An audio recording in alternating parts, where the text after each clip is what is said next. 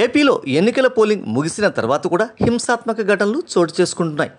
తమ పార్టీకి చెందిన వ్యక్తికి ఓటు వేయలేదంటూ ఓటర్లను ఆయా పార్టీల నేతలు బెదిరిస్తున్నా, చావగొడుతున్న సంఘటనలు వార్తల్లో కనిపిస్తున్నాయి.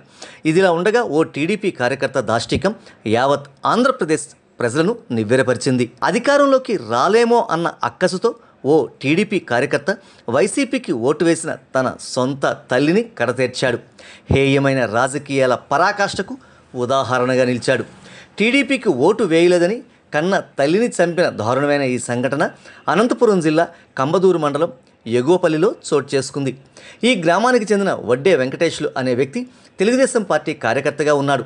మే 13వ తేదీన పోలింగ్ పూర్తయిన తర్వాత అతని తల్లి 45 ఏళ్ల వడ్డే సుంకమ్మ తాను వైఎస్ఆర్సీపీకి ఓటేశానని తెలిపింది. దాంతో ఆగ్రహానికి లోనైన వెంకటేశ్లు మద్యం సేవించి ఇంటికి వచ్చి తల్లితో ఘర్షణ పడ్డాడు. ఆవేశంలో కన్న తల్లి తలపై ఇనుపు సుత్తితో బలంగా బాదాడు. దాంతో ఆమె అక్కడికక్కడే మృతి చెందింది. వెంటనే వెంకటేశ్లు అక్కడి నుంచి పరారయ్యాడు.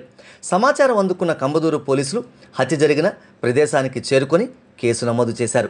పరారీలో ఉన్న వడ్డే వెంకటేశ్వరు కోసం పోలీసులు గాలింపు చర్యలు ప్రారంభించారు. తన పార్టీ కోసం కన్న తల్లినే హత్య చేసిన టీడీపీ కార్యకర్త క్రూరత్వాన్ని యావత్ సమాజం అసహ్యించుకుంటోంది.